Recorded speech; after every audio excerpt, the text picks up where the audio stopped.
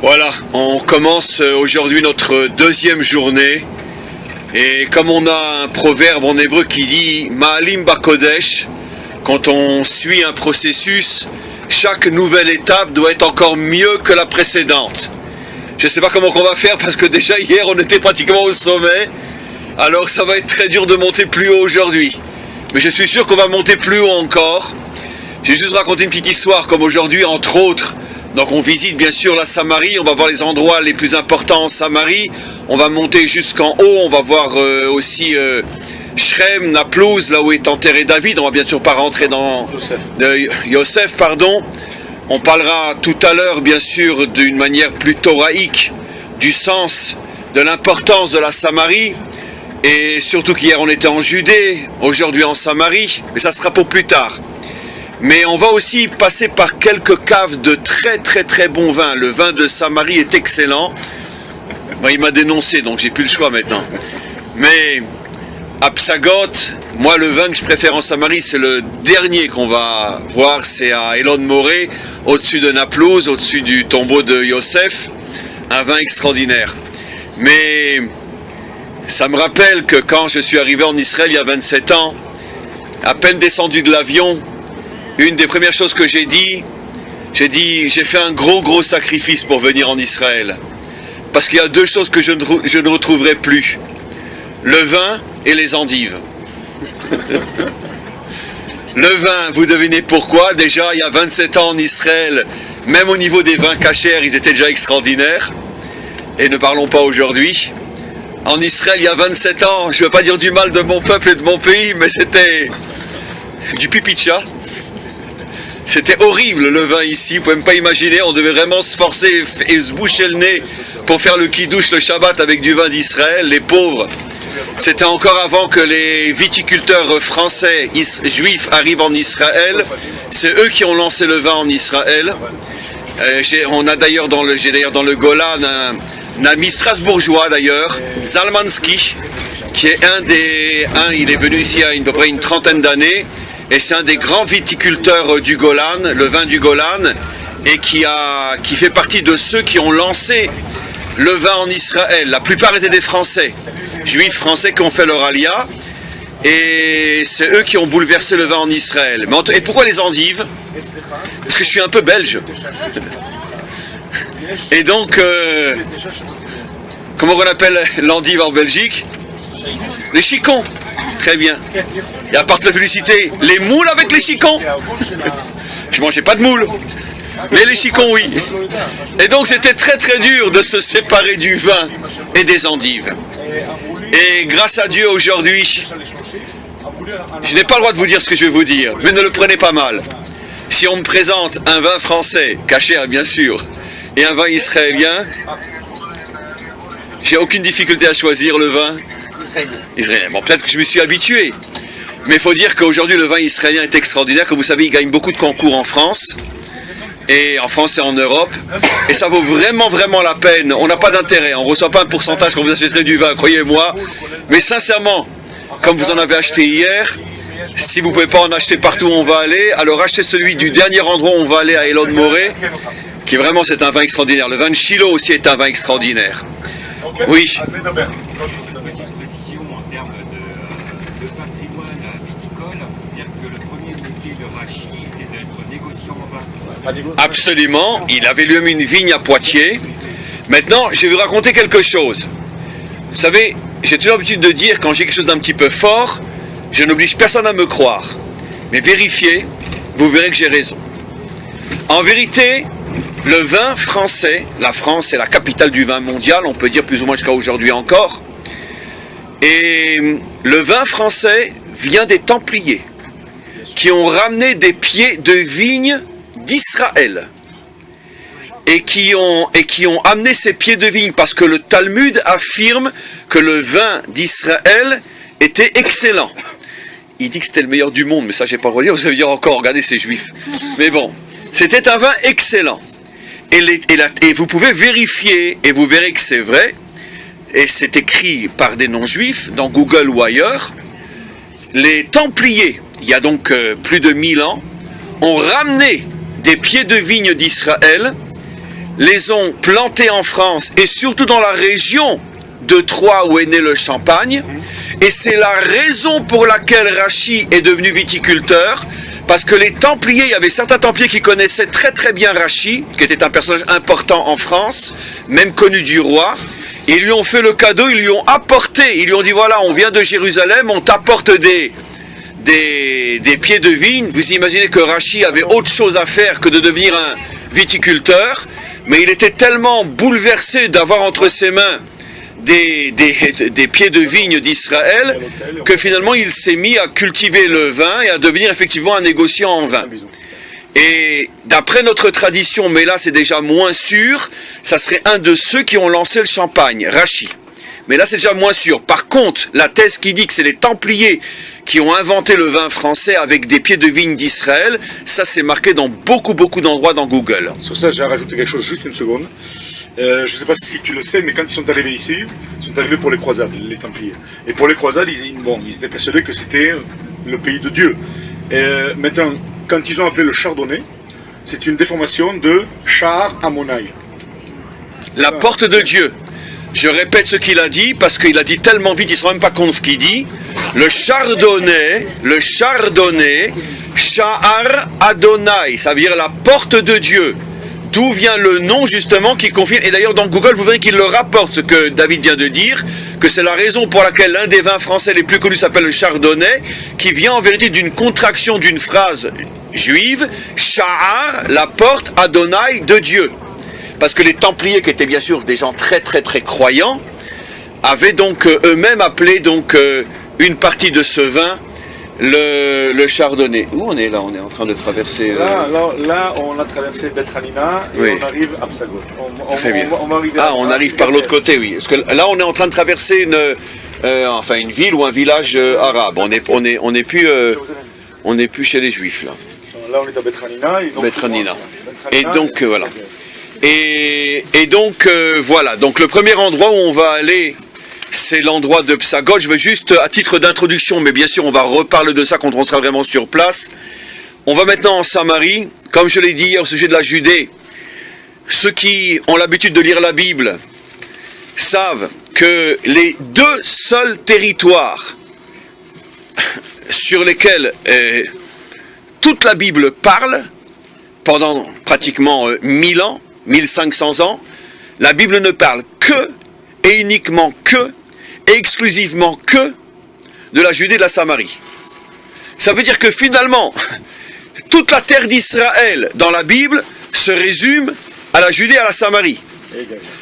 Et Gaza un petit peu aussi, beaucoup moins, mais il a raison David, et Gaza aussi. C'est-à-dire incroyable, les trois territoires les plus revendiqués de notre terre, les trois sur lesquels les nations, pas vous bien sûr, mais les dirigeants des nations, officiellement disent que ce ne sont pas des territoires juifs et israéliens. La Bible ne parle que, et uniquement que, et exclusivement que de ces territoires-là. On n'entend jamais parler d'un autre territoire, pratiquement, exceptionnellement, une fois comme ça par hasard, mais on ne parle que, ni Eilat, ni rien, ni Tel Aviv, ni rien. Beersheba, de Beersheba, bien sûr, on en parle dans la Torah de Moshe. Quand je parle de la Bible, en vérité, je parle surtout de ce qu'on appelle les juges, les prophètes, les rois, etc. C'est-à-dire, pourquoi? Parce que dans la Torah de Moshe, les Juifs ne sont pas encore installés en Israël.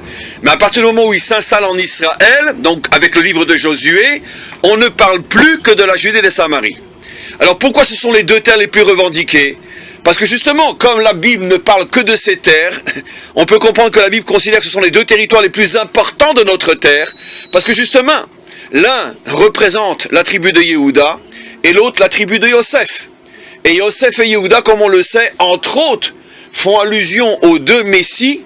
Vous le savez, dans notre tradition, on dit qu'il y a deux Messies, Mashiach ben Yosef et Mashiach ben David, le Messie venant de Yosef et le Messie venant de David. Et en vérité, traduit dans un langage plus moderne, ça fait allusion exactement au schéma de la création de l'homme, où d'abord, comme on le voit clairement dans le texte, Dieu a d'abord créé le corps, et après que le corps a été créé, il a insufflé l'âme.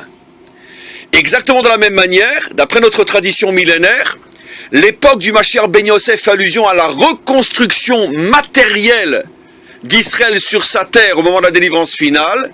Et puis lorsque la construction matérielle aura déjà bien avancé, voire même terminé, alors viendra la reconstruction spirituelle, l'âme d'Israël, Mashiach ben David. Et bien mes amis, c'est exactement ce que nous vivons maintenant depuis de nombreuses décennies. Tout le processus du retour sur notre terre, comme j'en ai parlé tout à l'heure avec un ami, a commencé d'une manière extrêmement matérialiste et pratiquement dépourvue de toute spiritualité.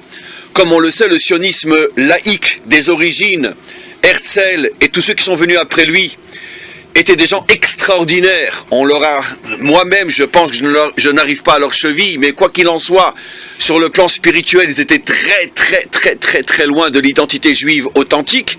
Eux-mêmes étaient complètement assimilés, ne faisaient sans doute ni Kippour, ni Shabbat, ni ne mangeaient kasher. Donc, bon, il y a des discussions là-dessus, mais peu importe, c'est clair que ce n'étaient pas des modèles au niveau judaïque. Et donc, le retour d'Israël sur sa terre a commencé dans la matérialité uniquement. Ce qui intéressait les premiers dirigeants, c'est de reconstruire le corps de la nation d'Israël. Et on voit au fur et à mesure, et de plus en plus, que l'âme est en train de rentrer dans ce peuple. Et il y a un retour énorme à l'identité juive et thoraïque en Israël. Et c'est parce qu'on commence à rentrer maintenant dans la deuxième époque, la deuxième phase, qui est la rentrée de l'âme dans le corps, qui est le Mashiach ben David. Et donc, on était hier dans le territoire de Yehuda, qui représente plus Mashiach ben David, c'est-à-dire l'âme d'Israël. Aujourd'hui, on va dans le territoire de Samarie, qui représente plus le corps d'Israël, Yosef et David. C'est-à-dire la raison pour laquelle il y avait tellement de conflits entre Yosef et David, comme il y a jusqu'à aujourd'hui entre le monde laïque et le monde religieux. Attention, Yosef n'était pas un laïc, mais c'est difficile à expliquer maintenant dans le cadre d'un voyage dans le bus, et j'ai du mal à me tenir debout, pourquoi Yosef fait allusion à la reconstruction du corps alors que lui-même était un très grand pieux, un très grand sadique. Il y a des explications, de nombreuses explications sur ce sujet-là, il y en a beaucoup dans mes cours, mais c'est pas le sujet maintenant. Mais quoi qu'il en soit, ce qui compte, c'est le modèle que j'explique. Et aussi, on a vu hier, comme David nous l'a montré, de nombreuses vignes en Judée, et la Samarie, on pourrait dire que c'était, pendant toute l'époque biblique et bien après encore, la capitale du vin israélien.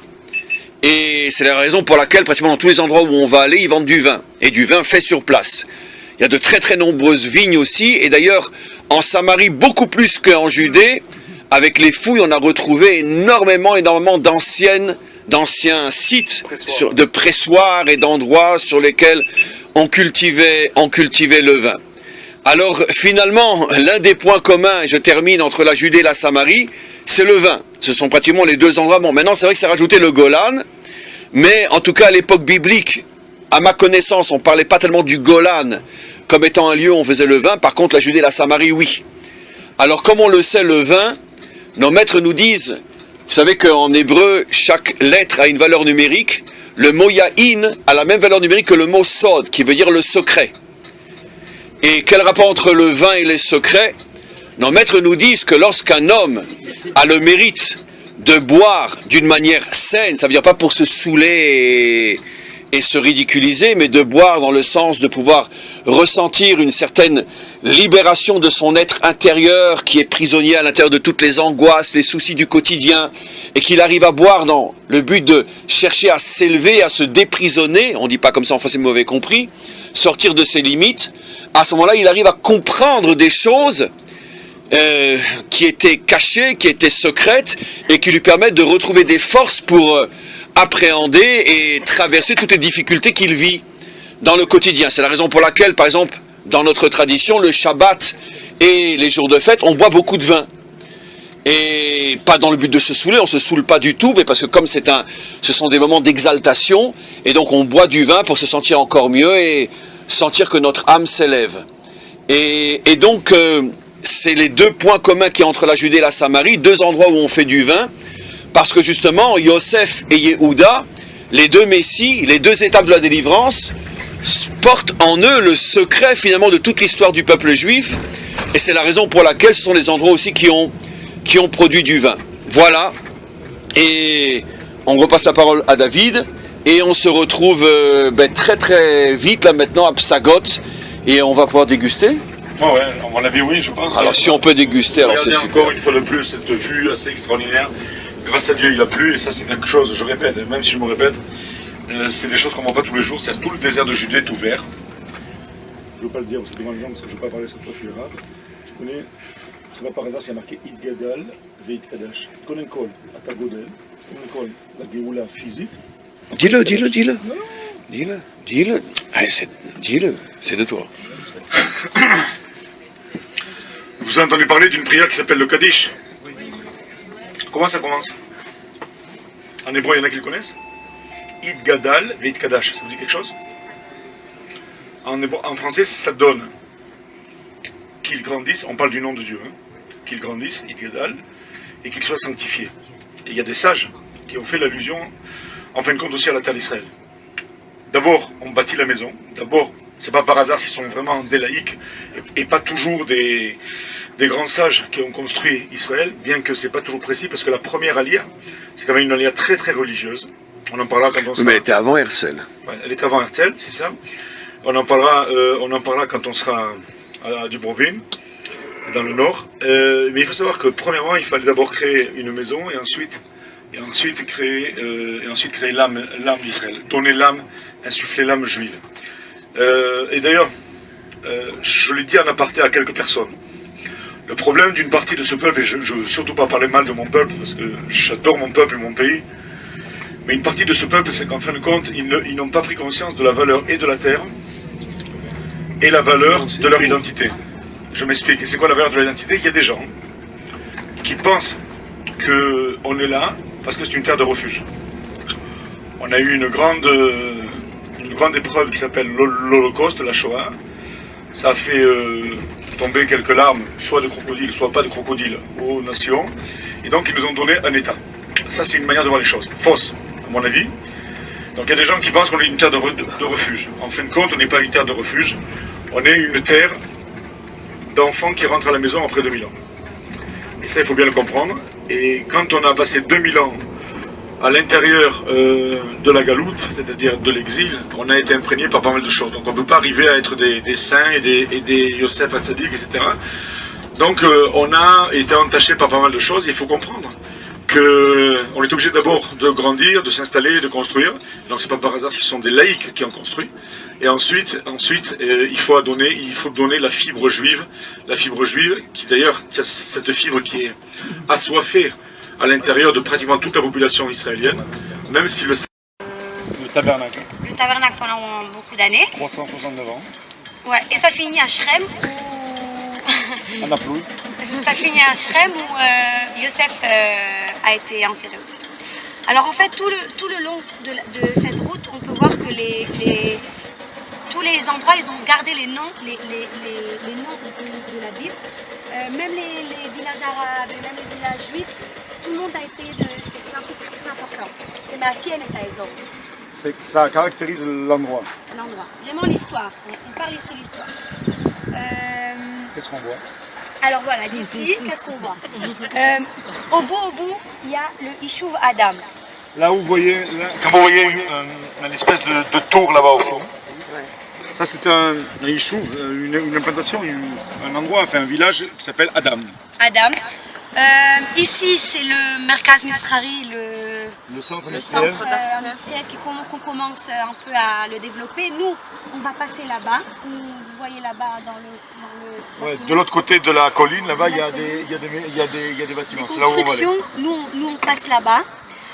Ici, en fait, c'est Migron. Maintenant, Migron, c'est une implantation qui a été passée d'une autre montagne, a été passée ici. Le fait que le processus de transformation des raisins en vin soit naturel y est peut-être pour quelque chose. Certains considèrent le vin comme un art, d'autres comme un sujet de recherche. Le vin est le seul produit dont le prix peut varier de quelques shekels à des centaines de milliers de dollars. Pourquoi? Qu'a-t-il de si particulier? Comment fabrique-t-on le vin? Il existe des centaines de variétés de vins dans le monde entier, et c'est leur cépage qui les différencie les uns des autres. Le raisin est constitué de 4 éléments. La rafle qui relie la grappe à la vigne, la peau qui contient la majeure partie des agents de saveur et de l'arôme, la pulpe, corps du grain de raisin, et les pépins. Le raisin de cuve est plus sucré que le raisin de table et de taille nettement inférieure. C'est pourquoi le rapport entre peau et liquide est supérieur. Le raisin mûrit pendant l'été. Ce n'est qu'après avoir vérifié avec soin le taux de sucre et d'acidité du raisin que le viticulteur fixe la date des vendanges. Les vendanges elles-mêmes ont lieu à l'aube dans la fraîcheur matinale. Pour préserver la qualité des raisins, les vendangeurs cueillent les grappes à la main, avec précaution, puis les raisins sont acheminés vers la cave vinicole. Avec votre permission, je veux juste vous interrompre quelques secondes parce que je voulais vous transmettre un message important. Vous savez que là où vous mangez, et d'ailleurs dans toute la région autour de ce qui était le Mishkan, le tabernacle, à Shiloh pendant à peu près 500 ans, j'espère qu'on va pouvoir aller tout à l'heure sur le site, et à Shiloh même, donc à côté, on est à Shiloh ici. 969. Comment ? 969 ici. Le tabernacle a duré 369. Non, oui, 400 ans à peu près. 400 ans à peu près le tabernacle. Et donc, à cet endroit où vous mangez, et prenez-le avec le plus grand sérieux, les offrandes qu'on apportait à Shiloh étaient mangées entre autres à cet endroit-là. À la différence du temple, où on ne pouvait manger les offrandes du temple, qu'on apportait au temple, que dans l'enceinte du temple, à Shiloh, on avait le droit, on apportait une offrande, elle était donc, non, j'aime pas l'expression, mais vous me comprenez, elle était sanctifiée, et certaines offrandes après étaient mangées par leur propriétaire, qui l'avait apporté, une partie restait sur l'autel, à U, et une partie était reprise par les propriétaires, pour la manger, mais avec un très haut degré de sanctification. Et on avait le droit à Shiloh d'emporter donc cette nourriture et de la manger partout autour de Shiloh tant qu'on voyait encore l'autel. Et l'autel était très très haut, donc on pouvait des fois marcher 2, 3, 4, 5, 6 kilomètres ou se trouver sur une colline aux alentours, même à 10 kilomètres, et on pouvait voir Shiloh. L'essentiel était de rester connecté au niveau des yeux à l'autel lui-même. Et donc à cet endroit qui est à 5 minutes en voiture, c'est évident que des milliers et des milliers, pendant 400 ans, des milliers de familles mangeaient ici, là où nous mangeons, mangeaient des offrandes à cet endroit-là. Donc vous avez senti que la nourriture avait un goût très particulier. D'accord ? Eh bien c'était le goût des offrandes de Shiloh. Voilà. Donc vous pourrez dire que vous avez mangé dans l'endroit où pendant des siècles, on mangeait les offrandes qu'on apportait au tabernacle. Oui, David. Non, tu pourrais dire que peut-être que Hana, elle a mangé pas très loin d'ici. Peut-être que Shmuel a mangé ici. Hana, Elkana, le mari de Hana. Non, mais ça, il faut le prendre avec le plus grand sérieux. Non, on est peut-être assis à un endroit où Elkana et Hana étaient assis avec leur tante, puisque comme vous le savez dans la Bible, c'est marqué que Elkana venait très très fréquemment à Shiloh. Et donc c'est d'ailleurs ici que Hana a prié et que finalement elle a mérité d'avoir Shmuel, le prophète de la royauté. Et donc peut-être que Elkana et Hana ont planté leur tente ici et ont vécu ici, ont mangé ici. Je ne sais pas si vous vous rendez compte que finalement, c'est bon, pour nous on ne se rend pas compte, on vient un petit peu en touriste, c'est même moi qui vis ici. Mais des fois on se fait comme ça, on dit mais attends, Chaim, tu es peut-être ici en train de manger un morceau de pizza à l'endroit où Hana, la mère de Shmuel, le prophète Shmuel, a mangé et a vécu. Comment ? Oui, mais la France a un rôle très particulier dans la délivrance. Voilà. N'oublions pas ce que j'ai expliqué hier, je crois, que quand les 3 anges sont venus visiter Abraham, il leur a servi une langue faite à la moutarde. C'est Rachid qui dit ça. Donc c'est typiquement français. Donc voilà. Voilà. Mangez les amis, parce qu'il y a encore plein de choses que vous n'avez pas mangé. Hein.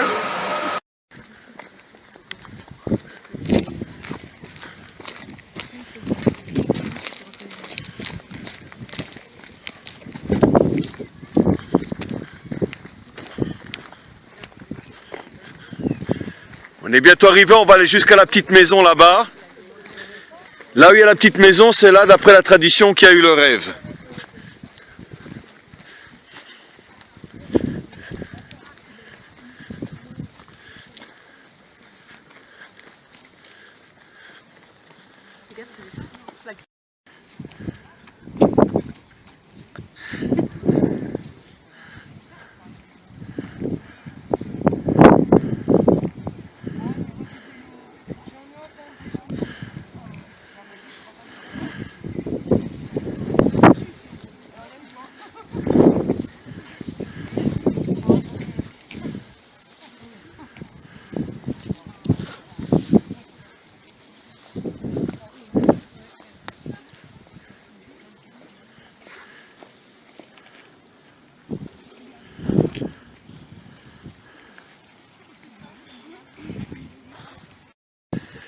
Voilà, je vais donner quelques explications. D'abord, très sincèrement, je pense que ce que je vais dire est partagé, l'émotion est très très forte.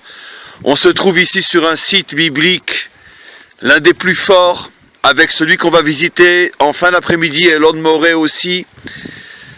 Shrem, Naplouse, moi j'aime pas la traduction, apprenez Shrem, Naplouse c'est une invention. Et Shrem que l'on va voir tout à l'heure, et ce lieu sont peut-être, d'une certaine manière, les deux endroits bibliques les plus forts, les plus intenses, les plus chargés d'émotions spirituelles, plus que partout ailleurs en Israël, et je dirais même plus, peut-être même, sur un certain plan bien sûr, plus encore que Jérusalem et Hebron. Pourquoi? Parce que dans ces deux endroits ont été données la promesse que cette terre serait à nous. Quand Hachem dit à Abraham, Lech lecha el haaretz asher areka, va vers la terre que je te donnerai, Abraham se trouve à Haran. Haran, d'après toutes les cartes bibliques anciennes, c'est le nord de la Syrie, donc à la frontière de la Turquie. Quand on vient de Syrie et quand on arrive en Israël, on passe forcément par le Golan et la Galilée. Ce qui veut dire qu'avant d'arriver à Shrem, qui est plus ou moins dans le centre du pays, Abraham va se retrouver pendant des semaines en Israël, dans la terre promise, et il ne sait toujours pas qu'il s'agit de cette terre-là. Et tout d'un coup, quand il arrive à Shrem, la capitale de la Samarie, ici aussi on est en Samarie, Hachem se dévoile à lui, et c'est la première fois que Hachem lui dit, sache que je te donnerai cette terre à toi et à tes descendants. Ce qui veut dire que la promesse biblique a été faite à Shrem. Pourquoi pas dans le nord, quand il est rentré pour la première fois en Israël? Pourquoi Hachem attend certainement encore des mois, car il a fallu sans doute encore 2-3 mois peut-être pour qu'il arrive au centre du pays, sans savoir qu'il est dans le pays promis. Donc il semblerait que ce territoire-là, le territoire de la Samarie, est un territoire qui est d'une certaine manière la racine de la promesse divine. C'est pour ça que c'est un territoire qui est tellement, disputé. On ne trouve nulle part ailleurs en Israël, comme vous le voyez, autant d'implantations de nos voisins, parce que dans leur subconscient, eux-mêmes savent que tout va se jouer ici. Parce que c'est ici que la promesse a été faite. Le premier père, donc, à quelques kilomètres d'ici, à Shrem, reçoit la première promesse, et le dernier père, ici, il quitte Beersheba, Hebron, la région, pour se rendre, lui, à nouveau à Haran, pour aller chercher ses deux épouses, 4, mais enfin surtout 2, et il passe par là, et à cet endroit-là, d'après notre tradition, cet endroit c'est sûr. Est-ce que c'est réellement là où on met les pieds? Je sais pas, ça peut être à 10 mètres, à 20 mètres, mais à cet endroit-là sûr, il s'endort, il y a toute une histoire, mais peu importe. Il s'endort et il rêve de l'échelle, qui est le symbole de toute l'histoire du monde jusqu'à la délivrance finale.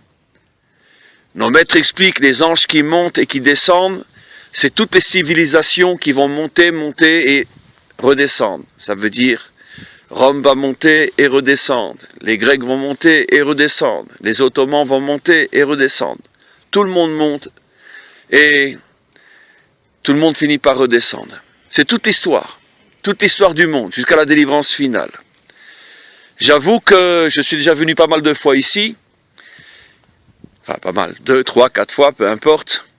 Et j'avoue que j'ai une émotion énorme de pouvoir être ici avec des amis et élèves non-juifs. J'aime pas le mot non-juif, Bnei Adam. Parce que non, c'est péjoratif, non. C'est pas, non. Au contraire. Soyez fiers de ce que vous êtes, vous n'avez rien à envier aux juifs. Vous êtes des Bnei Adam. Et donc, se retrouver ensemble ici, un rave juif, qui a un groupe d'élèves et d'amis Bnei Adam, et on se retrouve ici dans ce lieu, le lieu où Yaakov a rêvé de l'échelle, et à ce moment-là, Hachem lui reformule la promesse que cette terre sera à lui et à ses descendants. Et celui qui sait lire la Bible s'aperçoit qu'à chaque reformulation de la promesse, il y a toujours quelque chose qui est rajouté, une insistance qui est rajoutée. Et donc, c'est à cet endroit-là que, si l'on peut dire, Hachem termine la promesse, il ne la reformulera plus après.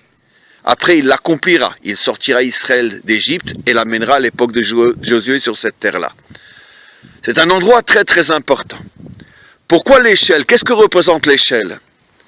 L'échelle représente d'une certaine manière notre réunion ici, entre vous et moi.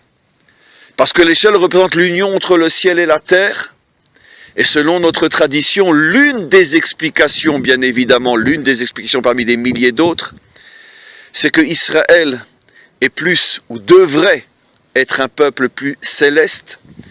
Les nations représentent la terre, la construction de ce monde, et l'échelle est l'union entre le ciel et la terre, entre Israël et les nations.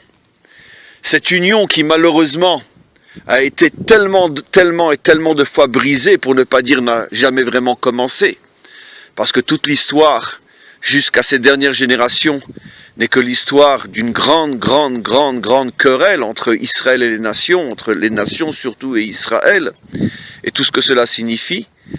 Mais nous vivons aujourd'hui, et je ne sais pas si ce que je dis est juste, peut-être nous sommes les premiers, et si ce n'est pas les premiers, certainement on fait partie des premiers à venir ici, juifs et non-juifs, à se retrouver à l'endroit de l'échelle et à porter en nous cette espérance d'être la génération, ou au moins d'être la génération qui prépare la délivrance finale, où le rêve de l'échelle se réalisera, où réellement, comme nous le sommes déjà, ce petit groupe, où toutes les animosités, tous les mensonges et tout ce que les uns pouvaient penser sur les autres, tout ça est mis de côté, et nous ne retenons qu'une seule chose: nous sommes tous les enfants d'Hachem, nous sommes tous ces créatures, chacun d'entre nous a une mission, chacun d'entre nous a un rôle, et l'essentiel c'est de se respecter, de s'aimer, d'être ensemble, et de commencer enfin, après des millénaires d'échecs, de commencer à construire ce monde,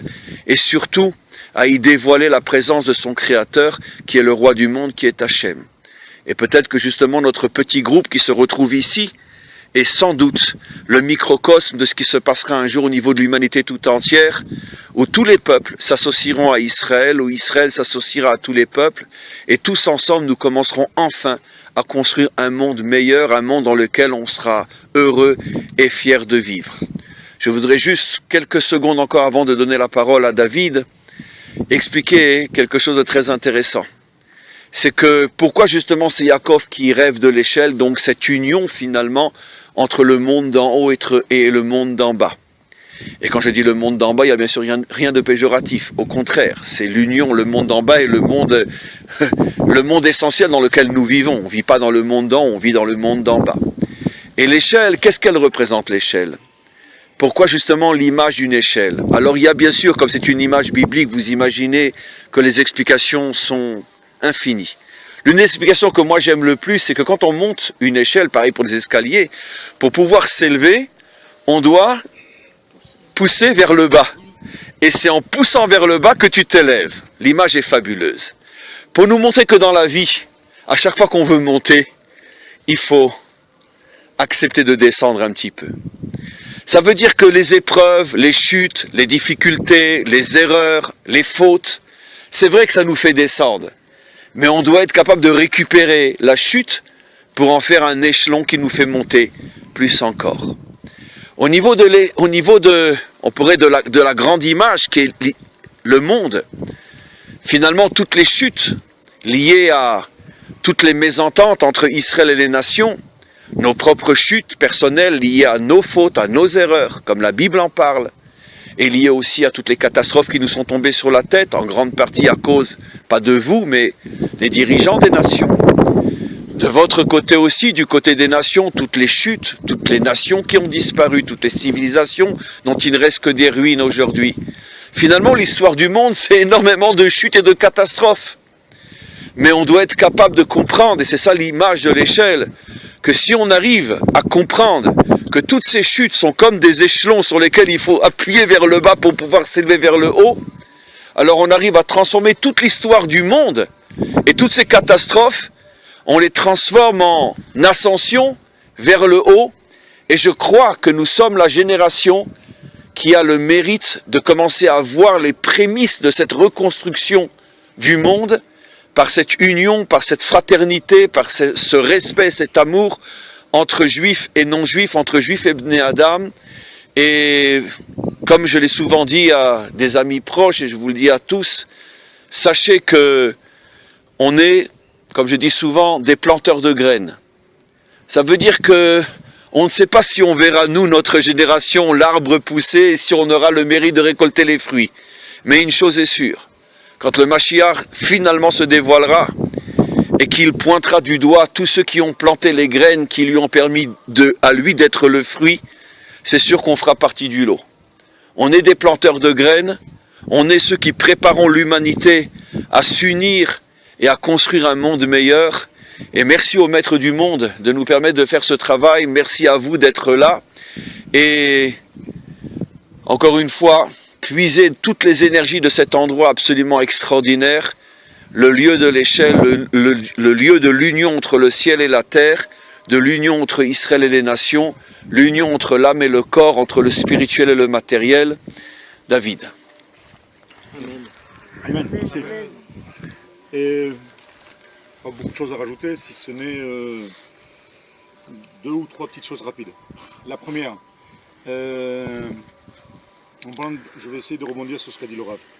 En parlant d'élévation spirituelle, est-ce que vous connaissez, vous allez me citer, 1 ou 2 motifs juifs par excellence? Des choses, des motifs, des dessins ou des choses juives. Qu'est-ce que vous avez en tête quand vous dites des motifs juifs? L'étoile de David et la menorah.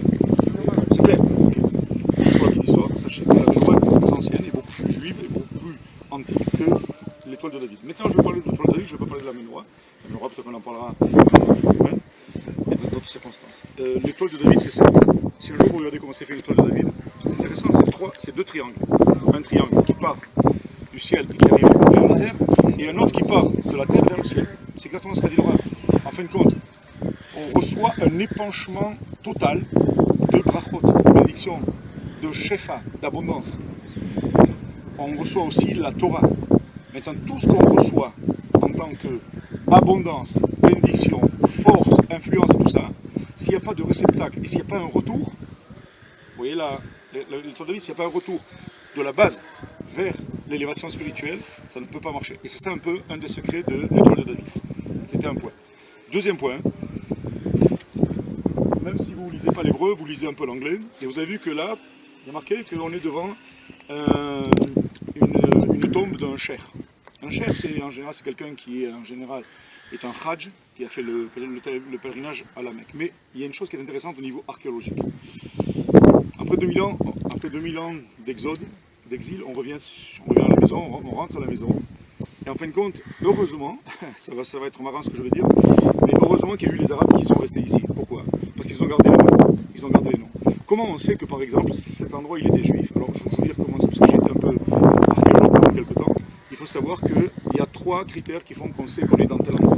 On sait qu'il est dans l'endroit de Bethel, parce que pour plusieurs raisons. La première, c'est que les Arabes ont gardé les noms locaux. Par exemple, il y a un endroit qui n'est pas très loin d'ici qui s'appelle Bir Youssouf. Je vais attendre que le Rav le dise en hébreu. Bir Youssouf, comment tu dirais? Père Yosef. Bor Yosef, le bord dans lequel on a descendu Yosef. Le puits de Yosef. Le puits de Yosef. Première raison, Et c'était ici. Donc ils ont gardé les noms.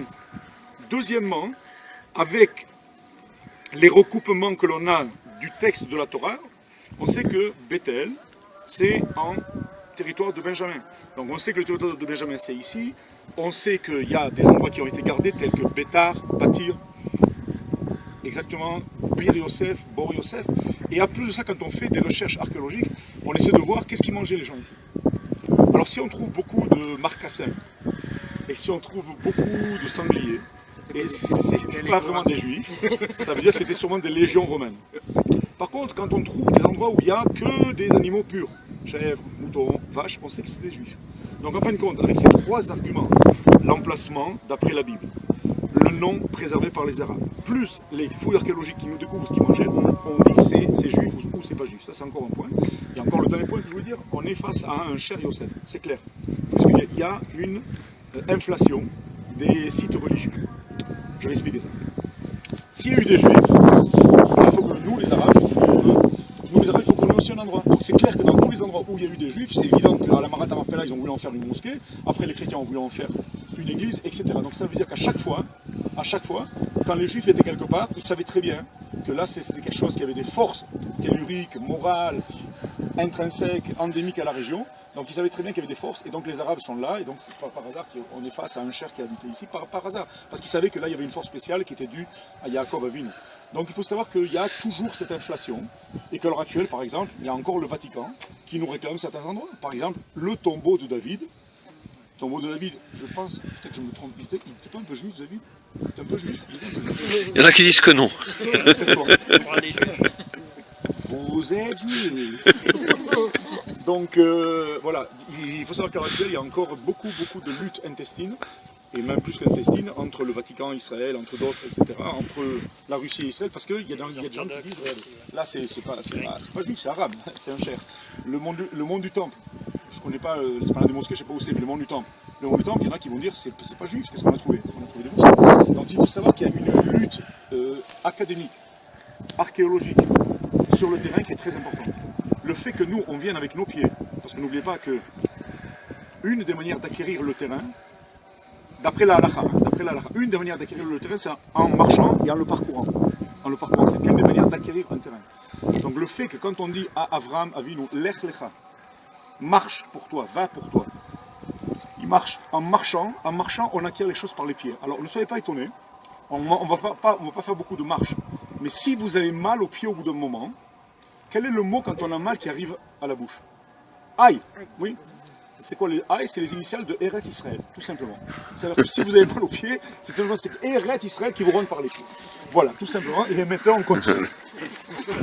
Les zones qui sont prévues pour les dames, des zones prévues pour les messieurs. מערכת החינוך היא נפרדת, בבית ספר יסודי, בנים ובנות לומדים בנפרד. Il faut savoir que les garçons étudient entre garçons et les filles étudient entre filles depuis la maternelle. Depuis le yesodi, comment tu dis le yesodi? L'école primaire. Depuis l'école primaire. אז יש לנו שני בתי ספר יסודיים בעופרה, Donc on a deux écoles primaires. וכשהילדים מגיעים לגיל הבגרות, Et quand les enfants grandissent et qu'ils arrivent à l'âge du bac, אנחנו שולחים את הבנים כמה שיותר רחוק מפה. et on envoie les garçons le plus loin possible, les hormones. והבנות נשארות פה. Et les filles, et les filles restent ici. הבית ספר הזה הוא מהבתי ספר הכי טובים לבנות בישראל. Et c'est reconnu que l'Ulpena, donc l'école de filles ici, c'est une des écoles les plus brillantes d'Israël. אבל מה שמאוד מאוד מיוחד בבית ספר הזה זה שכשאתם מסתובבים פה, אתם רואים יהודים מכל העולם. Mais quand on voit ici, quand on se balade, on voit des juifs du monde entier. אתם רואים יהודים שנולדו בארץ. On voit des juifs qui sont nés ici, les Tsaba. יהודים מצרפת, מאתיופיה, מרוסיה. Des juifs d'Éthiopie, de France, d'Angleterre, de Russie, des États-Unis, de partout. אנחנו שוב רואים את התגשמות הנבואות מול העיניים. אתה אומר יהודים, כאילו יהודיות, אתה מדבר על הבחורות, על הבנות. Il parle des filles de partout. En fin de compte, une fois de plus, on voit le rassemblement des exilés. רואים את הנס הגדול של התקופה שלנו מול העיניים חי. On voit en fin de compte le miracle, pas on l'imagine, pas on y pense, pas on y rêve, on le voit. On est présent du rêve. עופרה, מאחוריי העץ ששמעון פרס נטע פה ב-1978 לכבוד הקמת היישוב הראשון בשלום. Je vais vous dire que ça c'est aussi une parenthèse, il faut savoir que beaucoup d'implantations ont été créés par les gouvernements de gauche, à savoir par le Avoda, par le mouvement travailliste. Cet arbre-là, il a été planté par Shimon Peres. Shimon Peres, en 1978, il arrive ici. Je vous rappelle, au cas où vous ne savez pas très fort en géographie, on n'est pas vraiment tout près de Tel Aviv. Ici. Et on est vraiment dans ce qu'on appelle la Samarie profonde. Mais à l'époque, c'était normal qu'on s'installe partout. Depuis, les choses ont évolué malheureusement. Mais ici, on est vraiment dans un endroit important, même à l'époque pour les mouvements travaillistes. ואני חושב, רוצה לסכם את הביקור הקצר שלנו פה. Je voudrais simplement résumer la petite visite qu'on vient de faire ici. כל הניסים האלה קרו וקורים, והנה עכשיו טראמפ הכיר גם בגולן אתמול. Voilà, et on voit des miracles tout le temps. Le miracle auquel on a assisté il n'y a pas longtemps, on en a parlé ce matin. Reconnaissance, et encore, ça c'est un miracle dans le miracle. Reconnaissance sans rien donner, sans demander quoi que ce soit en contrepartie. Reconnaissance de la souveraineté du... voilà, אמרתי זנס בתורנס, כי הוא לא ביקש שום דבר מאיתנו. כי זנס בתורנס, כי בדרך כלל יש תמיד, אבל הוא אמר ככה.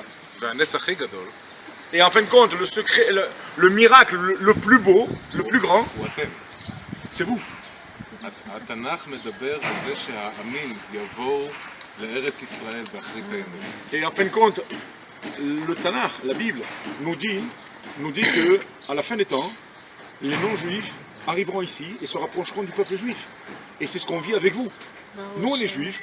Vous n'êtes pas, ou vous n'êtes pas encore, ou vous ne le serez pas, mais en fin de compte, le fait que des non-juifs se rapprochent à nous, c'est un des miracles les plus importants. Et c'est pas que vous êtes les seuls. Il y en a des centaines, et c'est pas au grave que je veux dire ça, c'est des milliers de gens qui sont intéressés de retrouver la parole du peuple juif. ואנחנו צריכים לזכור שאנחנו צריכים לא לעבוד כל אחד לחוד, אלא לעבוד ביחד למען השם. Il a dit, voilà, ce qu'il faut comprendre, c'est que vous et nous, on est en fin de compte les deux maillons ou les maillons d'une même chaîne. On doit travailler ensemble. Vous et nous, on doit travailler ensemble pour faire révéler la connaissance de Dieu, du vrai Dieu, du seul Dieu. Et en fin de compte, c'est que comme ça qu'on arrivera à réaliser les choses de manière importante. Vous et nous, on est là pour révéler la gloire divine sur terre. צריך להתפלל להשם שיצליח דרכנו. On doit prier pour que Dieu nous donne la bénédiction sur nos actes et nos entreprises. ולהסתכל על המציאות ופשוט להתפעל ממה שהשם עושה בעולם. Et en fin de compte, surtout, se rendre compte de ce qui se passe, ouvrir les yeux, se rendre compte des miracles, se rendre compte de ce que l'on vit. C'est quand même pas quelque chose d'extraordinaire. N'oubliez pas qu'il y a quelques dizaines d'années, voire 100 ans, il y a des gens qui disaient ici, il n'y a jamais rien qui va pousser. Il n'y a jamais personne qui va venir. Je parle de Lamartine, je parle de Montesquieu, je parle de Mark Twain, qui disent qu'il n'y avait rien ici. Et regardez, le miracle, vous l'avez devant vos yeux. אני רק רוצה להוסיף, ואתה תתרגם לו בעברית. Je veux juste rajouter que c'est aussi, אתה יכול לתרגם, c'est aussi, je considère ça comme un miracle, qu'on a la chance que notre voyage soit organisé par des hommes de cette qualité, qui ne sont pas seulement de bons organisateurs, mais qui sont aussi, et je ne le connaissais pas, je le découvre en même temps que vous, qui sont véritablement le symbole de la résurrection du peuple juif sur sa terre. Et באמת, אנחנו, כמו שאמרתי, אנחנו זכות גדולה לנו, שאתם, אנשים כמוכם, ארגנתם את השבוע הזה. תודה רבה, תודה רבה. Voilà, c'est lui qui a tout organisé tout votre voyage, c'est son équipe, Rachel, Nili. Et les amis, on va au bus. Avraham Avinu était. במגילה של ים המלח כתוב פה שאברהם אבינו עמד על רמת חצור. Il faut savoir que dans les textes que l'on a trouvés, ce qu'on appelle les fameux manuscrits de la mer morte, on parlera de ça aussi, on a trouvé un texte qui dit que Abraham était sur le Ramat Hatzor, sur une hauteur là-bas. בבראשית י"ב, בראשית י"ג אברהם אבינו עומד פה ואלוהים מבטיח את הארץ הזאת לצאצאים שלו. C'est marqué dans le livre de la Genèse au 13e chapitre, et c'est là entre autres où il va recevoir une des nombreuses fois, mais c'est une des fois où il va recevoir la promesse que lui et sa descendance recevront la terre.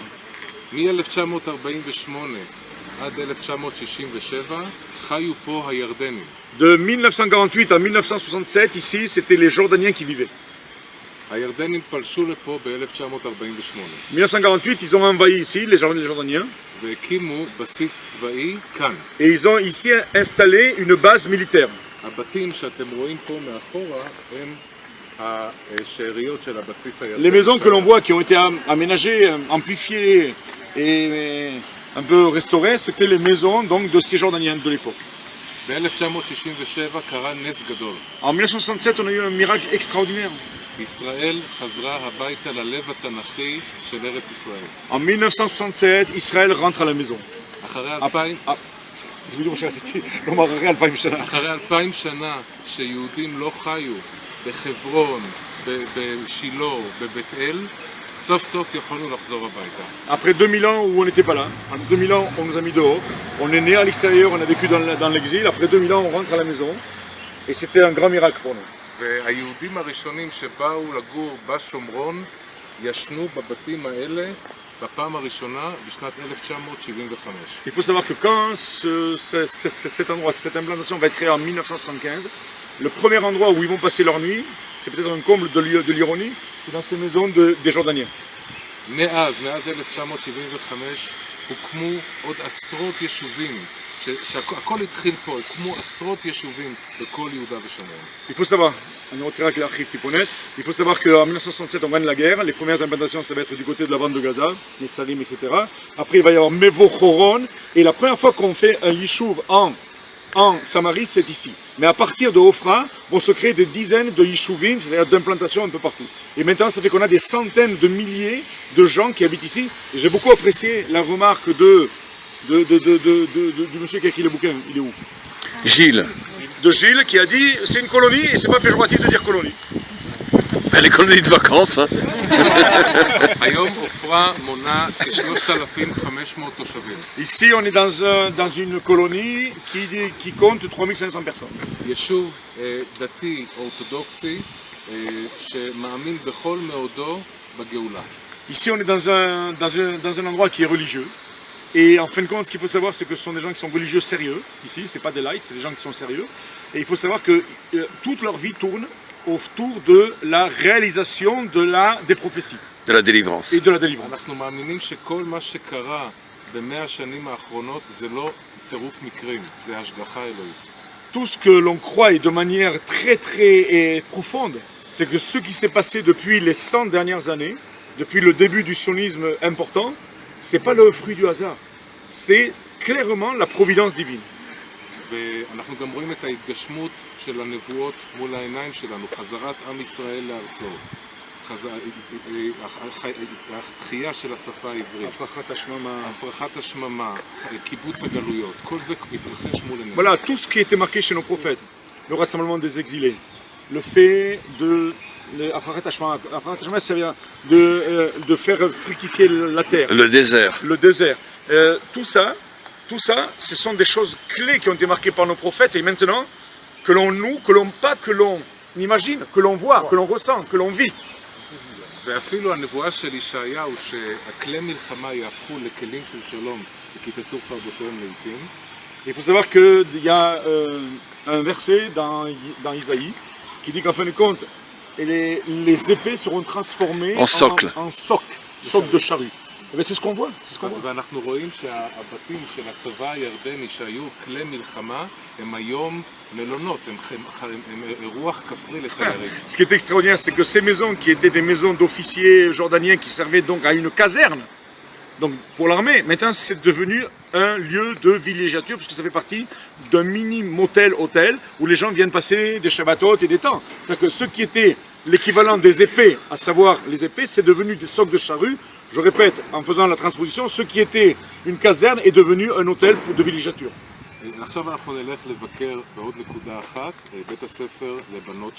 Voilà, maintenant on va voir donc la Ulpena, une école très spéciale, une école de filles. Bon, par la parabole du bon samaritain. Le monsieur qui est... Voilà, qui est notre frère, c'est le samaritain. Non, mais tu peux expliquer en 2 mots ce que c'est que la parabole. Il y a un endroit sur la route qui descend vers la mer Morte qu'on appelle le bon samaritain. Alors c'est quoi l'origine du bon samaritain alors? Parce qu'ils n'étaient pas là-bas les samaritains. Non, l'origine du bon samaritain. Tu me permets que je continue? Bien sûr, j'ai fini. Non, après tu peux rajouter. À un moment, c'est marqué dans les évangiles, il y a celui dont on parle qui rassemble ses élèves et qui leur dit je vous raconte une histoire. À un moment, il y avait quelqu'un qui gisait sur la route. Et il y a un Cohen qui est passé. Et il ne l'a pas aidé.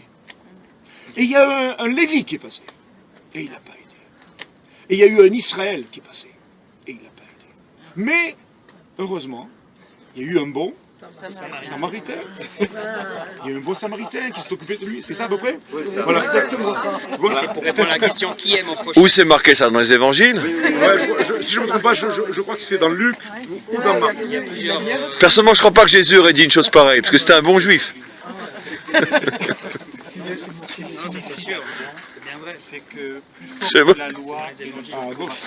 Comment, pardon? Ce qui veut dire là-dedans, dans cette parabole, c'est que plus fort que la loi, que les impératifs de la loi, c'est le secours à soi. Voilà. Parce que la personne qui gît sur la route, elle a l'air morte. Et le Cohen qui est en train de monter au temple, il ne peut pas s'interroger.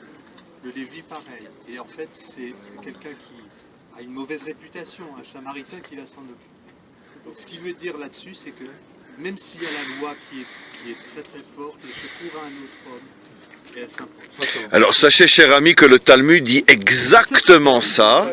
Le Talmud dit que même le Kohen Gadol qui se rend au temple le jour de Pessah, donc on a vraiment besoin de lui plus que de n'importe quel autre, et qui voit sur la route quelqu'un en danger de mort, et qu'en s'occupant de lui, c'est clair qu'il ne pourra plus aller au temple, il a l'obligation de laisser tout son service de côté et de s'occuper de la personne. Choisira la vie. Donc le Talmud dit exactement ce qu'apparemment l'Évangile dit le contraire, que nous on ne l'aurait pas fait. Il dit pas le contraire. D'abord, la personne a l'air morte, c'est pour ça que le Cohen s'en occupe. Parce Non, que mais Alors sachez que, cher ami, que même si le Kohen voit que la personne est morte, il doit s'arrêter et se rendre impur pour l'enterrer, car même le Kohen Gadol, c'est représenté dans le Talmud mot pour mot, n'a pas le droit de laisser une personne morte sur le sol, il doit la prendre et l'enterrer, bien qu'il va ficher tout son service en l'air, puisque pendant 7 jours il sera impur et ne pourra pas servir au temple. Sachez, cher ami. Voilà. C'est pour ça qu'il l'a payé. Voilà. Et pourquoi je vous donne cette précision? Juste parce que vous disiez, ça vous étonne que Jésus ait dit quelque chose comme ça, parce que c'était effectivement quelqu'un qui était imprégné de l'enseignement judaïque. Donc son idée, c'était au-delà de la loi, le service public, ça fait partie de l'enseignement. C'est une loi chez nous, une loi que le Kohen doit mettre son service de côté pour... C'est savoir qui est le frère. Qui est ton prochain?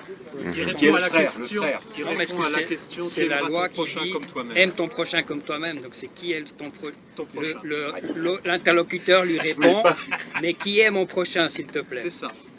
Et il donne cette parabole Et pour dire après il qui dit est ah le Samaritain, c'est lui qui a été le prochain de celui qui était blessé. En fait, ce qui est très intéressant, avant de passer à Yosef, que j'ai souvent expliqué, là on est en train de faire un cours d'évangile. Hein. C'est bien aussi. Mais c'est extraordinaire. Et il faudrait qu'il y en ait plus et plus encore, qu'on puisse enfin discuter ensemble. Merci mon père. Parce que, grâce à l'intervention de notre ami, ça m'a permis de pouvoir rapporter quelque chose qui est absolument extraordinaire. Et si vous laissez votre téléphone, je vous enverrai la référence. Le Talmud dit explicitement, encore une fois, que même s'il est mort, il doit s'arrêter pour l'enterrer. Donc c'est impossible de prétendre que la loi serait au-dessus de venir en aide à un souffrant ou à un mort. Le Talmud dit exactement le contraire. Qu'on a le devoir de se rendre impur. Par exemple, même le Shabbat, sans parler d'autre chose, le devoir de profaner pour la vie. Tu choisiras la vie, c'est un passou. Voilà, en tous les cas, mes amis, Non, c'est pas ça. C'est pas du caroubier, c'est un reste de ceinture. Je suis pas d'accord. je voulais juste vous dire, une fois de plus, on se trouve dans un endroit... ouah. Puisque c'est ici que la conquête d'Israël a commencé, à l'époque de Josué. Comme on le sait, ils ont traversé le Jourdain en face de nous. On voit les monts de Moab là-bas. Donc le Jourdain est entre les montagnes qu'on voit ici et celles qu'on devine là-bas. Et ils ont traversé le Jourdain. Il y a eu un début de conquête, effectivement, avec la prise de Jéricho. Mais tout de suite après Jéricho, ils sont arrivés ici. Et devant ces deux montagnes, celle-là et celle sur laquelle on est, celle-là s'appelle Har Grizim. Ou celle-là et celle qui est plutôt là-bas, pardon, Har Bracha, pas celle-là. Ici c'est Har Grizim et là-bas c'est Har Bracha, où on a vu le Yishuv, qui s'appelle d'ailleurs du nom de cette montagne Bracha. Et ils ont pris sur eux, 6 tribus sont montées sur Har Bracha, 6 tribus se trouvaient sur cette montagne-là, et ils ont pris sur eux, avant de commencer vraiment la conquête, ils ont pris sur eux d'être fidèles aux lois de la Torah pour mériter de conquérir cette terre. Pourquoi la ville de Jéricho avait été prise avant ce serment, fait ici, donc c'est ici vraiment que la conquête d'Israël a commencé, parce que la ville de Jéricho n'a pas été conquise par la force, ça a été conquise de manière tout à fait miraculeuse, donc ça n'a rien à voir avec ce que nous avons fait, donc ça ne dépend pas de nous. Et pourquoi la première ville conquise était une conquête miraculeuse? Pour faire comprendre à Israël que même si maintenant pendant 7 ans, il va falloir se battre avec son épée, n'oubliez jamais qu'en vérité, que votre victoire, c'est en vérité la victoire d'Hachem, et il vous le montre avec la conquête de la première ville, qui ne dépend que de lui. Les murailles sont tombées, comme vous le savez, etc. Et donc, pourquoi c'est à cet endroit-là que commence la conquête du pays qui va durer 7 ans? Parce que c'est à cet endroit-là, je dis avec beaucoup d'émotion, que, comme je l'ai dit tout à l'heure, on est ici à Elon Moré. Shrem s'appelle Elon Moré dans la Torah, c'est-à-dire c'était à cet endroit-là, quand Abraham arrive ici, ça fait plusieurs mois qu'il est dans le pays, c'est même pas qu'il est dans la future terre promise, et tout d'un coup, ici, en bas, Hachem se dévoile à lui, il lui dit, voilà, c'est la terre dont je t'ai parlé. Et comme tout a commencé ici, 500 ans plus tard, la conquête commence ici aussi. Donc la boucle est bouclée. Maintenant, pour parler quelques minutes du personnage de Yosef et du personnage de David. Ce qui est extraordinaire, c'est que nos maîtres, on a une tradition, bien sûr, sur ces 2 personnages, on pourrait parler pendant des millénaires, mais entre autres, ce qui m'intéresse de vous faire comprendre, c'est que nos maîtres nous disent que Yosef est le modèle qui peut faire taire Esav, on va bien sûr expliquer ce que c'est Esav, et David, ou Mashiach ben David, est le modèle qui peut faire taire Ishmaël. Et dans notre tradition, encore une fois, Yosef est la force qui se bat contre Esav, et David est la force qui se bat contre Ishmaël. Pourquoi? Qui est Esav? Esav, c'est le monde occidental, le monde matériel.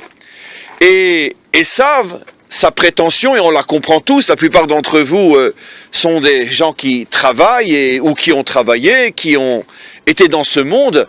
On sait tous que travailler, tenir une affaire, monter une affaire, être dans ce monde et rester quelqu'un de moral, c'est pas du tout évident.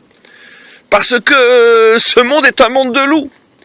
Et je ne dis pas encore une fois que n'importe quelle personne qui va travailler doit forcément suivre les règles tortueuses de ce monde. Mais c'est évident que dans le monde de la finance, dans le monde du pouvoir, dans le monde politique, et dans beaucoup d'autres domaines et beaucoup d'autres métiers, on sait très bien que le monde de l'argent n'est pas un monde propre. Et donc, et même dans n'importe quel métier, par exemple même dans un métier qui n'est pas directement lié aux problèmes que peuvent rencontrer des financiers ou des hommes politiques, mais un médecin ou un avocat, peu importe. Est-ce que tu es médecin parce que vraiment ta vocation c'est de sauver des vies, ou tu es médecin uniquement parce que c'est un métier qui rapporte beaucoup? Pareil pour le métier d'avocat. Est-ce que tu es avocat parce que tu veux vraiment aider ceux qui pourraient être accusés faussement, ou parce que c'est un métier qui rapporte beaucoup? Donc l'intention est importante, même si tu vas être un avocat qui ne va jamais faire de choses négatives, ou un médecin qui va faire parfaitement son métier, mais si ton intention c'est uniquement t'en mettre plein les poches, ben, d'une certaine manière, tu es rentré dans le système essavique. Ça veut dire, j'agis pour moi. Et moi, et moi, et moi. J'ai toujours, vous savez tous, comment je termine quand je chante la chanson et moi, qui chantait cette chanson-là? Dutronc. Pourquoi? Parce que c'est la faute de Adam qui a mangé de l'arbre. C'est et moi, et moi, et moi. Donc la chanson, elle est impeccable. Alors, vous l'avez entendu 1000 fois, Madame Rocker. Mais à chaque fois, vous riez. Mais oui, mais et moi, et moi, et moi, c'est Dutronc, c'est la faute de l'arbre. Donc quoi qu'il en soit, pourquoi Yosef est celui qui peut faire taire Esav? Parce que Yosef, lui, a dirigé le pays de l'Égypte, comme je l'ai souvent expliqué dans mes cours, le pays le plus corrompu, le pouvoir politique le plus affreux. Nos maîtres disent que c'était le pays aussi le plus corrompu sur le plan des mœurs, sur le plan de la débauche, un pays idolâtre comme on ne peut même pas imaginer. Et qui dirige ce pays-là? Yosef. Yosef qui en plus a l'inconvénient d'être extrêmement intelligent, extrêmement beau, extrêmement convoité comme on le sait par les femmes du pays. Nos maîtres nous disent qu'à chaque fois qu'ils sortaient dehors, toutes les filles d'Égypte se mettaient sur leur balcon et lui envoyaient de l'argent pour lui dire « monte chez moi », c'était le monde à l'envers, c'est elle qui payait pour qu'elle puisse monter chez lui. Et malgré tout, la Torah témoigne du fait qu'il est resté un homme juste, droit, moral, jusqu'au dernier jour de sa vie. C'est-à-dire que Yosef, c'est la réponse au monde occidental. Parce qu'évidemment, un homme comme moi, qui est loin de gagner des millions, je suis pas dans la finance, je suis pas dans les affaires, et je suis pas vraiment dans ce monde, je suis un enseignant, même si j'essaye d'être un homme moral et spirituel, je peux pas venir et dire à quelqu'un qui est à Wall Street, ou quelqu'un qui gagne des millions, qui est dans la politique, comment tu oses être comme tu es? Qui va me dire, toi le rabbin, ferme-la, t'es pas à ma place, t'en sais rien, si t'étais à ma place, tu serais peut-être pire que moi. Donc moi, je peux pas être un modèle, je peux pas dire aux gens qui font des choses négatives dans le monde de l'argent ou ailleurs, c'est honteux ce que vous faites. Parce que moi, je ne sais pas comment je serais si je gagnais 150 000 euros par mois. Je ne sais pas comment je serais. Je ne sais pas si on me disait, allez Chaïm, une petite signature là, et puis je te garantis, tu as 1 million d'euros qui te rentrent sur ton compte en banque que tu as mis dans les îles, je ne sais pas quoi. Comment? Tu gagnes pas 150 000 euros par mois? Non, j'ai parlé d'1 million. 150 000, oui, mais j'ai parlé d'1 million. Donc, si on me dit une petite signature et on me fait rentrer dans les, je sais pas quelles îles perdues, 1 million d'euros, je sais pas. Donc, moi, en tant que rabbin, j'ai pas le droit, et je suis conscient de venir chez quelqu'un de Wall Street et lui dire, t'es une pourriture. Parce que d'abord, il faut que je sois à sa place pour oser lui parler. Mais Yosef, lui, il a été à la place de ces gens-là.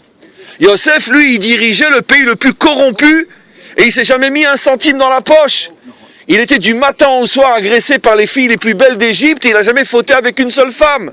Donc lui, il peut venir et il peut dire, voilà, moi j'étais milliardaire, j'étais intelligent et beau, j'ai jamais fauté. Donc arrête avec tes histoires, Esav. Arrête de dire que si on est dans ce monde, on ne peut pas rester un homme propre. Ça, c'est la force de Yosef. Yosef, c'est le juste qui incarne justement l'investissement dans ce monde et qui prouve que si on le veut, on peut rester un homme moral. Pourquoi on dit que David, lui, est celui qui fait taire Ishmaël? Comme on le sait, David, c'est un homme pieux, un homme de foi, un homme extrêmement religieux, un homme qui se lève toute sa vie à minuit pour réciter les psaumes. C'est celui dont les prières ont été acceptées, reconnues et traduites dans le monde entier et qui se trouve partout, surtout dans le monde chrétien, dans toutes les églises ont pris les psaumes du roi David. David incarne vraiment le modèle de la piété, le modèle vraiment, on pourrait dire, le fou de Dieu. Et malgré tout, la qualité de David, c'est qu'il n'a jamais été un extrémiste. Il n'a jamais été un extrémiste. Tous ceux qui ont lu la Bible voient la grandeur de David. Un homme qui avait comment on dit sauve-la-noute en français? Une patience, une tolérance, une bonté inimaginable. Combien il avait d'ennemis, combien on lui a fait des sales coups, combien on lui a fait des croche-pieds dans sa vie. Quand il allait dormir, il devait soulever l'oreiller pour voir s'il n'y avait pas une bombe sous l'oreiller. Dans sa propre famille, ses femmes, ses enfants, ne parlons pas de ses conseillers comme Achitophel, etc. Ne parlons pas de ses ennemis non juifs. C'est un homme, toute sa vie, son propre fils a voulu le tuer. Et toute sa vie, au lieu de, comme un roi, il aurait pu agir comme un monstre. Et surtout que, comme on le sait, les religieux sont plus dangereux que les laïcs. Pourquoi? Parce que les religieux, ils viennent au nom de quelque chose de très très dangereux. Je représente Dieu. Et donc, si je représente Dieu, j'ai tous les droits. D'accord? Parce que bon, un laïc, il représente sa poche, il représente ses intérêts, etc. C'est dangereux, mais ça va pas très loin. Et pourquoi les gens les plus dangereux sur Terre, dans toutes les générations, sont précisément les religieux?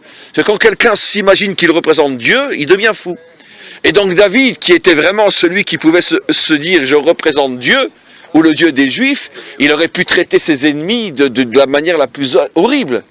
Et un homme, comme on le voit avec Shaoul, combien de fois Shaoul lui est tombé dans les mains, et il l'a épargné, il lui a rien fait. Et donc lui, c'est le modèle qui répond à Ishmaël, car on sait tous que Ishmaël, au nom de Dieu, qu'est-ce qu'il est capable de faire? Et donc, on a ces deux modèles dans notre peuple qui sont en vérité des modèles universels, qui doivent faire comprendre à chacun d'entre nous que si je suis un homme qui est investi dans ce monde, toujours me rappeler que Yosef, lui aussi, était investi dans ce monde, et il est le modèle de la morale. Si je suis un homme extrêmement religieux, que ça ne me monte pas à la tête, que je n'imagine pas que sous prétexte que je représente Dieu, j'ai plein de pouvoir sur les autres, sur les infidèles, sur les méchants, etc. Et me comporter avec beaucoup de tolérance, beaucoup de patience, beaucoup de d'humilité, et ce sont les qualités qui doivent véritablement guider l'homme qui se sent véritablement et fortement connecté au maître du monde. Je veux juste terminer en disant que pourquoi donc la conquête a commencé justement avec ces deux endroits qui sont donc Ar-Grizim sur lequel on est et Ar-Bracha. Et donc, si vous vous rappelez le texte dans la Torah de Moïse, il faisait une bénédiction et une malédiction. Ça veut dire un exemple. Béni est celui qui sert Dieu, maudit est celui qui ne le sert pas. Alors, quelle est la définition? C'est ça ce qui m'intéresse de vous expliquer. C'est quoi une bénédiction et c'est quoi une malédiction? Ce sont des notions qui reviennent très très très souvent dans toute la Bible. Béni, maudit. Alors, c'est quoi la différence? J'ai terminé. Maman, j'ai terminé. La bénédiction, la véritable traduction, c'est la connexion. Connexion avec la source, avec le maître du monde. Malédiction, c'est la déconnexion. Quand un homme est connecté au maître du monde, et qu'il sent que toute sa vie est inspirée, et qu'il sent qu'il reçoit des forces et des énergies, ça prouve qu'il est dans la bénédiction. Quand un homme se sent seul, désemparé, quand un homme se sent déconnecté, partout où il est toujours en recherche d'amis, de consolation, il se sent déconnecté dans sa vie. Ça veut dire que malheureusement, il est sous le signe de la malédiction. Et il faut qu'il fouille qu'est-ce qu'il aurait pu faire qui fait qu'il est à ce point déconnecté. Alors ça aussi, c'est un langage universel qui ne touche pas uniquement, bien sûr, que les Juifs. Un langage qui concerne tout le monde. Chacun d'entre nous a le devoir d'avoir une vie suffisamment morale et spirituelle pour se sentir connecté, se sentir rempli de force énorme qui lui donne de l'inspiration et de la force dans sa vie, et de tout faire pour sortir de la malédiction, ce sentiment de vide qui malheureusement accompagne la plupart d'entre nous et qui fait que finalement on se sent seul, abandonné, et qui est le signe même de la malédiction. Et bien sûr, comme on est devant ces deux montagnes, on choisit la bénédiction, on est tous bénis, on est tous forts, on est tous courageux, et on va défoncer le monde. En 1900, il y a à peu près une centaine de juifs qui habitaient Shrem. À partir de 1900, il n'y a plus de juifs qui habitent Shrem. Dès qu'on récupère, à partir de la guerre de 6 jours, dès qu'on récupère tout cet endroit, on pense s'installer. Et donc, il va y avoir un moment qui s'appelle Boucher-Mounin. On a parlé de Lévinier. Boucher-Mounin qui va commencer à créer des implantations de partout. C'est ça, et donc, ça fait partie parmi les premiers endroits qui ont été installés en Samarie. Après Ofra, bien sûr. אז לפני 12 שנה שתלנו פה את הכרם הראשון על הרכס של אלון מורה, שהכרם הראשון נמצא פה ממש מולנו. Il y a 12 ans, juste en bas, il y a 12 ans, on a planté nos premières vignes. ולפני 7 שנים הקמנו פה יקר שעם השנים גדל, היום אנחנו מייצרים 6,000 בקבוקים. Et donc là, il y a, כמה שנים היקר? 7 שנים. Il y a 7 ans, on a monté notre cave.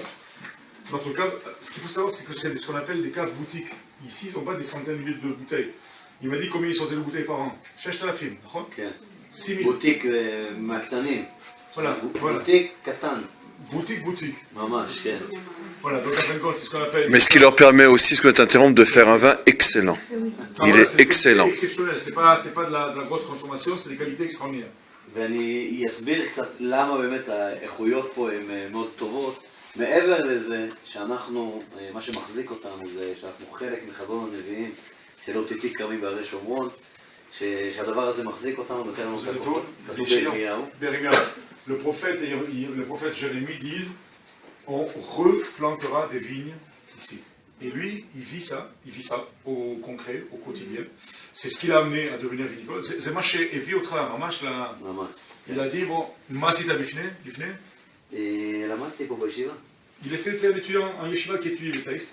Et à force d'étudier, il est arrivé à étudier les textes donc des Nevi'im, des prophètes. Et il se dit, s'ils ont marqué qu'il y aura des vignes, donc nous, il faut qu'on travaille. C'est pas uniquement attendre. Il faut créer les choses du bas. Et donc, il a monté donc, sa première vigne il y a 12 ans et sa cave il y a 6 ans.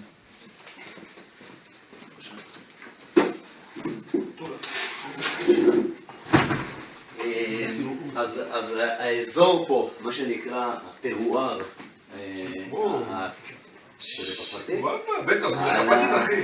הטרואר פה הוא מצוין בשביל גידול ענבים. Le terroir est excellent, toutes les conditions climatiques, de terre, etc. Tout est גם קריר פה. Ici il fait frais, plus que frais des fois, il fait très frais. וגם האדמה פה היא מלאה בסלעים. אין פה הרבה אדמה, מה שבעצם גורם לגפן מאוד להתאמץ, וכמו שאנחנו יודעים שאנחנו מתאמצים מאוד, אנחנו מוציאים הרבה מעבר למה שאנחנו יכולים, ככה גם הגפנים פה, כשהם מתאמצים וקשה להם, הם מוציאים פירות. Voilà, il dit un truc intéressant que je ne savais pas, il a dit ici, il y a énormément de cailloux dans le terre, et il a dit il y a très peu de terre, très peu de terre.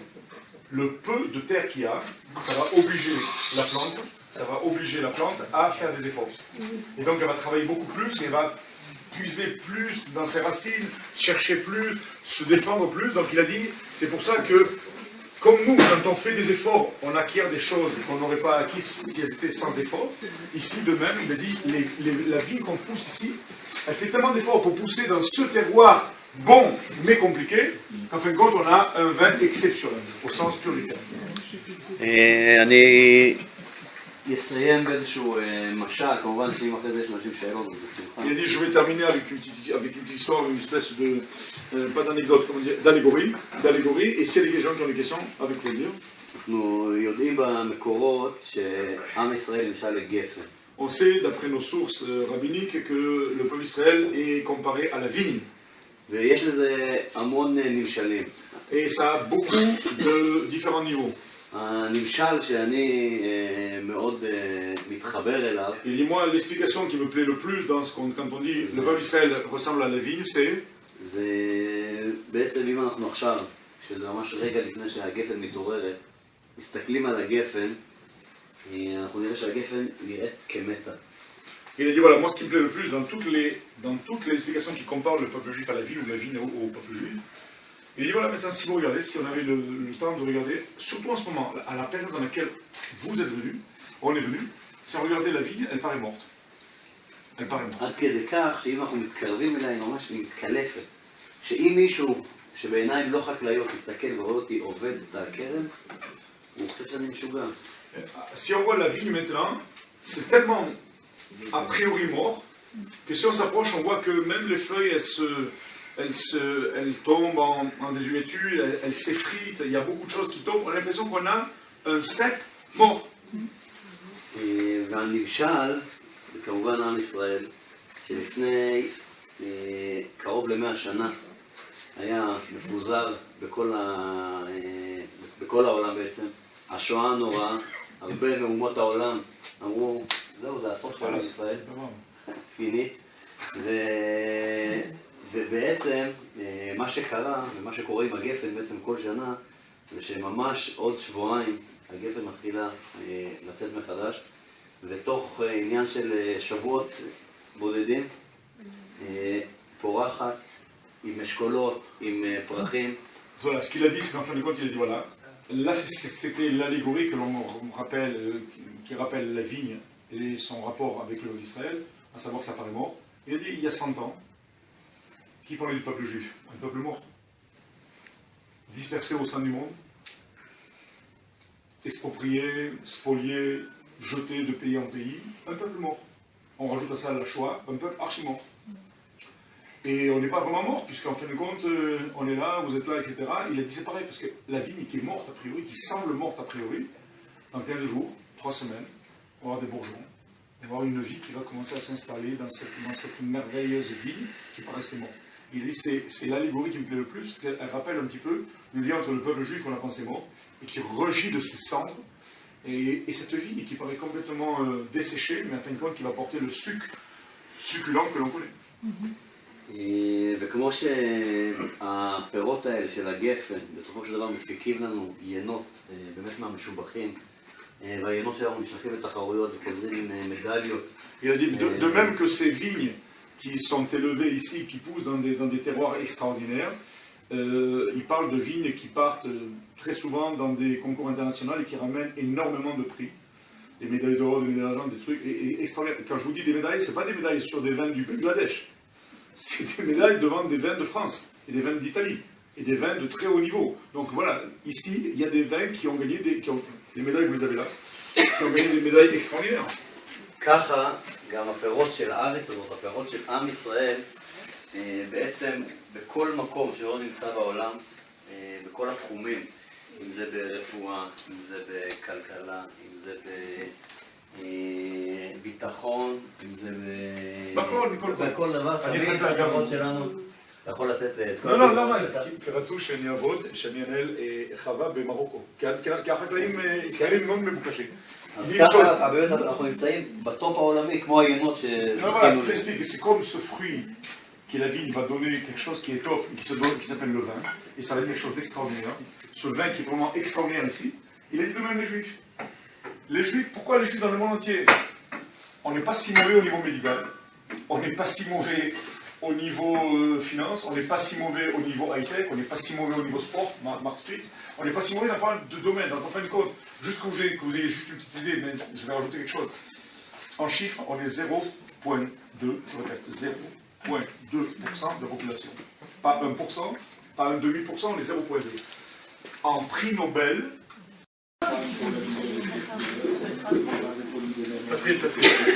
אני צריך אותך איתי. אין שום בעיה. אתה מעדיף לדבר בצרפתית? אני מעדיף, רק אני Les amis, ok. ברוכים הבאים. Bienvenue. ומאוד... Attendez, comment on dit merci? שלום שלום. אני מאוד, אנחנו מאוד שמחים שבאתם. On est très content que vous soyez venus. אני איתמר. Je m'appelle Itamar. ואליאב. Eliav. כן, הוא השותף שלי. Eliav, c'est mon collaborateur, mon associé. והוא גם דובר צרפתית כמוך, אליאב? כמוני, בדיוק כמוני. קצת פחות טוב ממני. ובעצם אני אסביר קצת על המקום, שאנחנו נמצאים במקום נקרא... כן, הייתי פה פעם, כן, בטח, ברוך השם.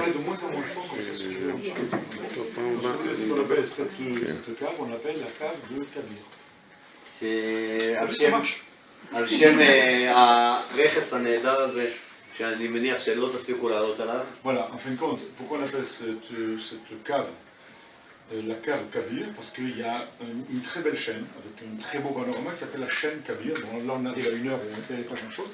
Mais il faut savoir ce qu'on appelle Har Kabir, c'est la montagne la plus haute du coin. Shmona Meot ve... כמעט 800 מטר.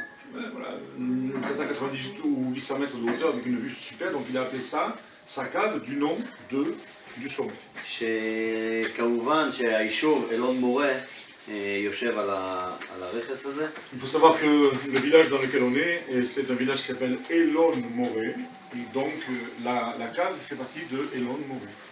אלון מורה, כמובן שיש לה היסטוריה מאוד עמוקה. הרב סיפר, וגם היסטוריה קצרה של לפני 50 שנה, כשהגיעו לשומרון, על המקומות שהתעקשו להגיע אליהם, וזה מהשכם, שלא הצליחו להגיע לשכם, הגיעו לפה. Voilà, ce que je veux dire, c'est bon, l'histoire ancienne, on la connaît, enfin, le Rav vous l'a raconté en partie, il va peut-être approfondir, l'histoire de Shrem, l'histoire de Elon Moré, au sens biblique. Maintenant, il y a 50 ans à peu près, après la guerre des 6 jours, les gens reviennent ici. Ils ne peuvent pas facilement rentrer à Shrem, c'est pas évident. Il faut dire que les derniers habitants de Shrem... Avec son professeur. Avec un professeur d'alcoolique. Mais moi je suis le seul qui n'a rien reçu. Et après il n'arrête pas de dire que je bois. Ou de l'eau qui belle, alors. Arabe ou de l'eau qui belle. Ah, bon Hachem, bon Hachem. Voilà. Allez, levez le verre. À la santé du monde qui va guérir. Amen. À vous et encore merci.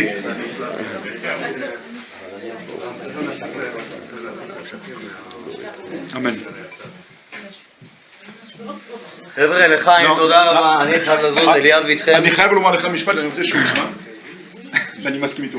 הוא אמר לי, דוד, זה היקב עם היין הכי טוב, אני מסכים איתך. כי אני מבקר בהרבה יקבים, כולל חלים, כולל המון, כולל הברכה, כולל המון, אבל באמת...